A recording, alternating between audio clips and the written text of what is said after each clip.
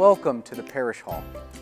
You know, a concept I've often found pretty fascinating is the way that we trust nonverbal communication over the spoken word.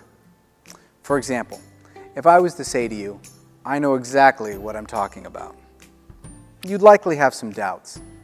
And it's because we tend to trust body language or nonverbal communication more than what we hear. I think it's for this reason that we often find such power in symbols. It's here in the parish hall where every Sunday at 11 a.m. we celebrate communion. Now, communion is a celebration rich with symbolism. Now, every time we share in the bread and the cup, there are a lot of words that are spoken. We say the invitation to the table, the words of institution, the retelling of the story.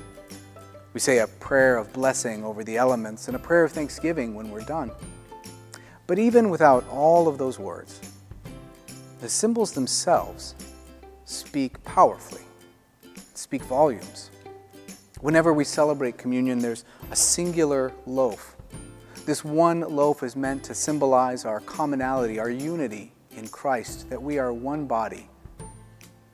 Whenever we come to the table, Pastor David reminds us to come with hands open, ready to receive a symbolic gesture of the grace that is given to us. And then when we come to the table, we take that bread and dip it in the cup. Now, many traditions use grape juice instead of wine. In the late 19th century, the temperance movement had many concerned about the role of alcohol in daily life, in religious life as well. There was one such individual who had such concerns, a Methodist minister, a dentist by trade, who was pushed over the edge one Sunday night when a fellow parishioner came to his house a little raucous after having a little too much communion wine. From that point, he decided to develop a formula, a way to have unfermented grape drink or grape juice at the table in order that they could celebrate without wine. He shared that gift with his church and other churches in the area, and that man was Dr. Thomas Welch. Now, whether you use wine or grape juice, both of these symbols can speak powerfully about who we are as Christians. In using grape juice, what I hear is the ability for us to extend an invitation to all, to maybe those who have a medical condition, or to young children, to those struggling with addiction. Through using grape juice, all are welcome at the table. And so this simple symbol speaks powerfully. Symbols speak with great power. Nonverbal communication, just our actions alone, have a way of speaking truth.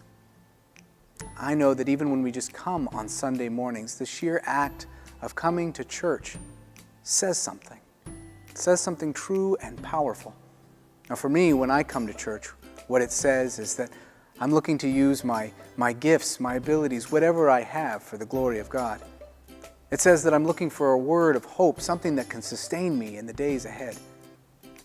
It says that I'm looking for a meaningful relationships, ways to connect with others on this life of faith.